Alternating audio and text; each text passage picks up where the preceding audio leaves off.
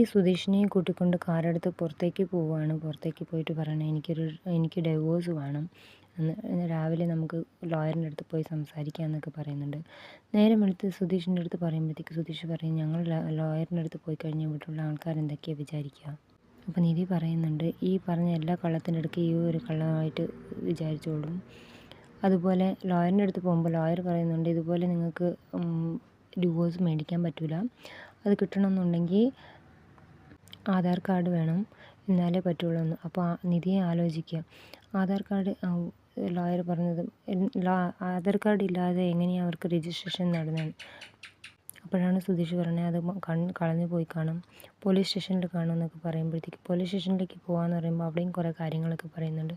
അപ്പോഴേക്കും സുഭാഷിനെ അന്വേഷിച്ചുകൊണ്ട് അവൾ വരുന്നുണ്ട്. അവൾ വന്നിട്ട് അന്വേഷിച്ച് പറയുന്നുണ്ട്, എനിക്ക് ഭയങ്കര ഇഷ്ടമാണ് സുഭാഷ് ഏട്ടനെ, എനിക്ക് സുഭാഷ് ഏട്ടൻ ഇല്ലാതെ ജീവിക്കാൻ പറ്റത്തില്ല എന്നൊക്കെ പറയുന്നുണ്ട്. പിറ്റേ ദിവസത്തെ കാഴ്ചയാണ്, വിളക്കൊക്കെ കത്തിക്കുന്നുണ്ട്. സുഭാഷ് ഏട്ടന് തുണി കഴുകാൻ വേണ്ടി പോകുമ്പോൾ സുധീഷ് കൊണ്ടുവന്ന് തുണി ഇട്ട് കൊടുക്കുന്നുണ്ട്. ഞാൻ പറഞ്ഞ കാര്യങ്ങൾ ഇഷ്ടപ്പെട്ടാൽ സബ്സ്ക്രൈബ് ചെയ്യണേ.